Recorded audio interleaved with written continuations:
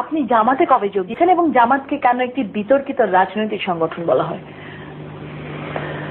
হ্যাঁ, প্রশ্ন আপনার দুইটা, কবে আমি আসছি এবং এটাকে বিতর্কিত বলা। আর যেহেতু আপনি রাজনীতি করবেন, জামাতেই কেন যোগ দিলেন, কেন বিএনপিতে না? আওয়ামী লীগে যোগ দেবেন না, কারণ আওয়ামী লীগের আদর্শের সঙ্গে আপনার মেলে না। প্রশ্ন হলো তিনটা, আরো বাড়বে নাকি? না, আপনি একটার পর একটা দিতে পারেন। আচ্ছা, তো তিনটা প্রশ্ন। আমি জামাতে এসেছি, আমি ছাত্র জীবনে জামাত করি নাই, কিন্তু জামাতের প্রতি আকৃষ্ট হলাম ছাত্র জীবনেই। কারণ ওই সময় আমি শর্ষিনা মাদ্রাসা পড়তাম, এটা একটা পীর সাহেবের মাদ্রাসা। তখন আমি শুনতাম মাওলানা মওদুদী রহমতুল্লাহ আলাইহি তিনি এই বলেছেন সেই বলেছেন, বিরুদ্ধে অনেক কথা শুনলাম। তখন আমার জানতে ইচ্ছে হলো যে আসলে উনি কি বলেছেন। ওনার বইপত্রগুলি পড়লাম, দেখলাম যে ওনার বিরুদ্ধে যেসব অভিযোগ করা হয়েছে বইপত্রে সেগুলি নাই। তখন জামাতের প্রতি আমার একটা আকর্ষণ সৃষ্টি হলো।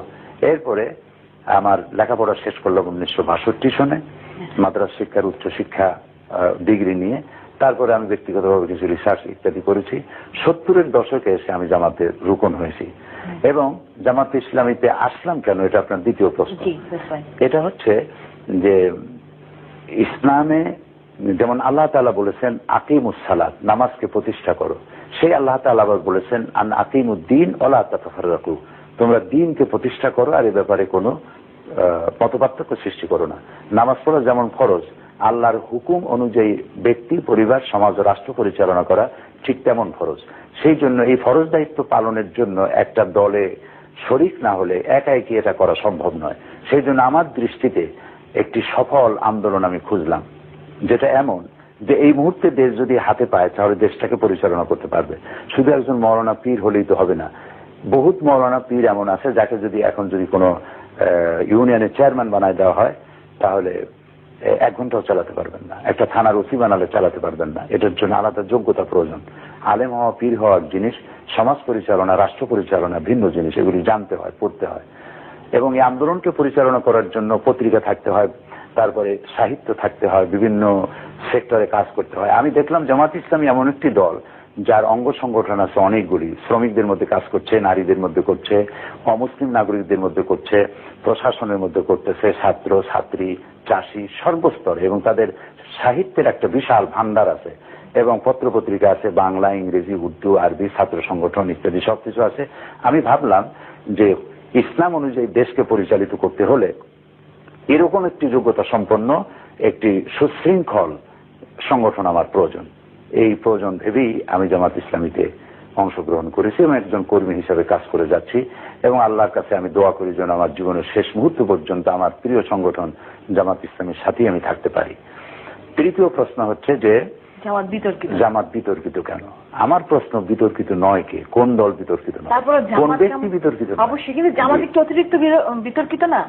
এখন যার কাছে প্রথম থেকে আমরা দেখেছি বাংলাদেশের ইতিহাসে প্রথম থেকে এখন পর্যন্ত জামাত জানি কেমন একটি বিতর্কিত রাজনৈতিক সংগঠন। আপনি নিশ্চয়ই প্রবাদটা জানেন যে যারে দেখতে নারী তার চলন বাঁকা।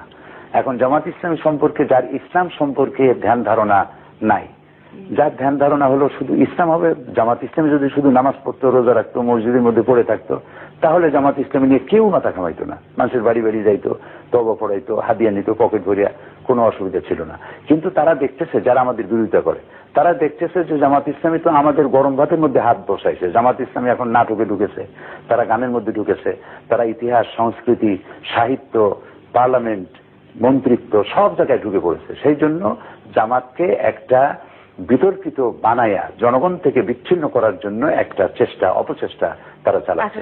আলহামদুলিল্লাহ, আমি বলতে চাই আপনাকে আশ্বস্ত করার জন্য যে, এবং প্রিয় দর্শক শ্রোতা মন্ডলী তাদেরকে আশ্বস্ত করার জন্য, জামাত ইসলামী থেকে জনগণকে দূর করার জন্য, পৃথক করার জন্য যত বেশি চেষ্টা করা হয়েছে, যারা চেষ্টা করতেছেন তারা দূরে সরে গেছে, জনগণ জামাতের কাছে আরো বেশি সম্পৃক্ত হচ্ছে।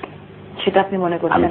এবং পার্টিকুলার কোন সংগঠন চাচ্ছে যে জামাতকে লোকজন থেকে বা সাধারণ জনগণ থেকে দূরে সরিয়ে নিতে, তাই তো? যাদের স্বার্থে অসুবিধা, যারা রাতে চলতে চায়, যারা নিশাচর, তারা সূর্যের আলো দেখলে তারা ভয় পায়। আমি বললাম না, আবার কখনো বলবো আপনাকে আওয়ামী লীগ, আমি শুধু আওয়ামী লীগ বলছেন কেন? শুধু আওয়ামী লীগ আমাদের দুশ্মন তা তো না। আমরা এক দেশে বাস করি, আমরা কেউ কারো দুশ্মন না। এটাও একটা খুব দুর্ভাগ্যজনক সত্য। আপনার এই প্রশ্ন দিয়ে আমি খুশি হলাম। আওয়ামী লীগ হোক, বিএনপি হোক, অথবা বাম দল হোক, কেউ আমাদের দুশ্মন নয়। আমাদের দেশে রাজনীতিটা, যদি রাজনৈতিক চর্চাটা ওইভাবে গড়ে ওঠে নাই, আপনার নিশ্চয়ই মনে আছে যে বিল ক্লিন্টন এবং জর্জ বুশ, এই বুশের বাবা যখন নির্বাচন করছিলেন তখন বুশ বলছিলেন যে বিল ক্লিন্টন তার তো ওই পররাষ্ট্রনীতির জ্ঞানও নাই যেটা আমার কুকুরের আছে। এই কথা বলার পরে বিল ক্লিন্টন জিতলেন এবং জেতার পরে যখন তিনি ওত নেবেন, ওত নেওয়ার সময় জর্জ বুশকে ডাকলেন এবং ডেকে তাকে বললেন যে আপনার রাষ্ট্র পরিচালনার দীর্ঘ অভিজ্ঞতা থেকে আমাকে আপনি সহযোগিতা করবেন।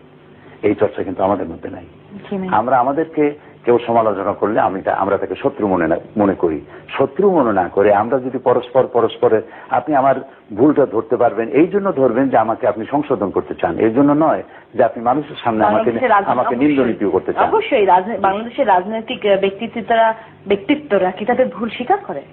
তারা তো কখনোই কোনো ভুল কখনো স্বীকার করে না। এটি আমি আপনার সাথে আমি একমত। এটি হচ্ছে ওই কথা যে ইতিহাসের সব থেকে বড় শিক্ষা এই যে ইতিহাস থেকে কেউ শিক্ষা গ্রহণ করে না। রাজনীতিবিদরা যদি এই শিক্ষা গ্রহণ করতেন তাহলে পদে পদে তাদেরকে এই ভোগান্তি হতো না। আমরা আশা করব বাংলাদেশের রাজনীতিতে একটি সুন্দর চর্চা, একটি গণতান্ত্রিক চর্চা এবং সহনশীলতার উদারতার চর্চা বাংলাদেশে ফিরে আসবে। সহনশীলতা, সেটা আমরা আশা করব। আপনার কাছে আমার শেষ প্রশ্ন, আগামী আপনি এটা কিরকম বাংলাদেশের স্বপ্ন দেখেন? আপনারও শেষ করতে চেয়েও শেষ হলো না, মানে আগে বলছিলেন শেষ প্রশ্ন। যাই হোক, ধন্যবাদ আপনাকে। আমি দেখতে চাই বাংলাদেশকে একটি সমৃদ্ধ, ক্ষুধামুক্ত, দারিদ্র্যমুক্ত, নিরক্ষর মুক্ত, স্বাধীন, সার্বভৌম একটি সুন্দর রাষ্ট্র আমি দেখতে চাই। যে রাষ্ট্রের মেয়েরা যখন কলেজে যাবে, ইউনিভার্সিটিতে যাবে, তার অভিভাবকরা এই চিন্তায় পেরেশান হবে না যে আমার মেয়ে সুস্থভাবে ঘরে ফিরে আসবে কিনা, যিনি চাকরি করবেন তিনি ঘরে নিরাপদে ফিরতে পারবেন কিনা এই চিন্তাটা স্ত্রীর ঘরে থাকবে না। দোকানদারি যে করবে সে চাঁদাবাজির ভয় করবে না, মানুষ নিরাপদে চলতে পারবে, নারীরা রাতের বেলায় চলবে, কোনো বাধাগ্রস্ত হবে না, তার সম্ভ্রম নষ্ট হবে না।